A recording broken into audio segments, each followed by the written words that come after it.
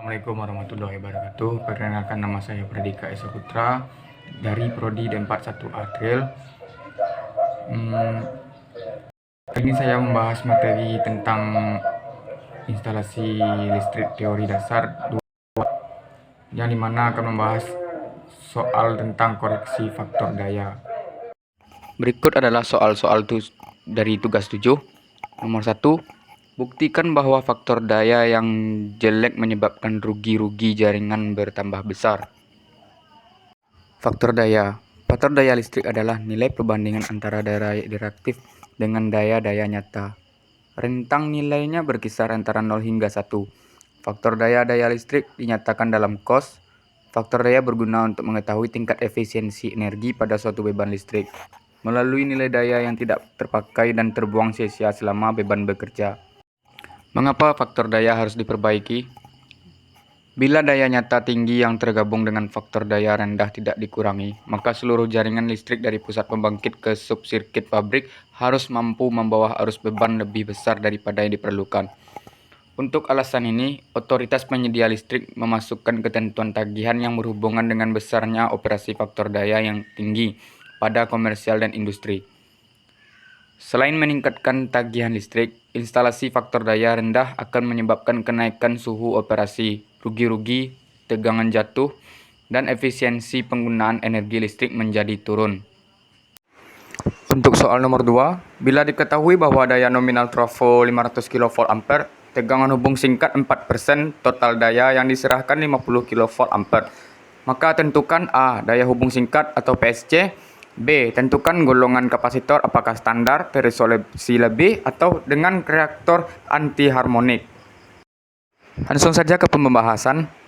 Apabila kapasitor daya ditambahkan ke sebuah jaringan yang memiliki harmonik, maka level harmonik harus dianalisa terlebih dahulu agar dapat diambil tindakan yang tepat. Ada 3 situasi yang diberikan.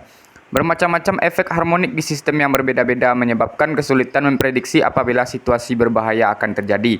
Evaluasi teknis harus dilakukan untuk memperkirakan risiko yang bakal terjadi dan memilih teknik yang terbaik dan pilihan ekonomis. PSC lebih dari 240 dikategorikan kapasitor normal. PSC per reaktor jika besar dari 120 atau kecil dari 240, maka dikategorikan kapasitor dengan terisolasi lebih. Jika PSC per reaktor kecil dari 120, jadi kapasitor dengan reaktor anti harmonik. Di mana R jumlah aritmatik nilai nominal kilovolt ampere perlengkapan sebagai penghasil harmonik. Rumus PSC yaitu nilai nominal daya transformator per nilai impedansi. Misal 1000 kilovolt ampere transformers dengan presentasi 4,75% impedansi. Jadi PSC sama dengan 1000 dikali 100 per presentasi impedansi. Maka dia dapat hasilnya 21.025 kilovolt ampere. Buktikan bahwa faktor daya yang jelek menyebabkan rugi jaringan bertambah besar.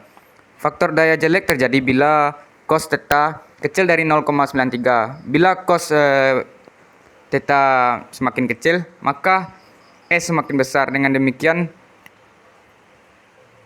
kiloha ampere penghantar yang dibutuhkan juga semakin besar. Beban tagihan rekening listrik juga semakin besar karena rekening listrik dihitung per volt ampere per jam.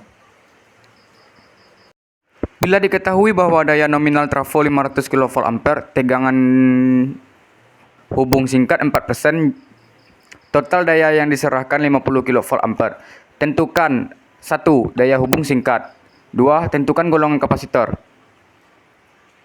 Pembahasan untuk nomor poin 1 yaitu daya hubung singkat sama dengan daya nominal trafo dikali persentase 100 per impedansi. Maka didapatkan hasilnya 12.500 kVA. Yang untuk B itu menentukan golongannya PSC per R sama dengan 12.500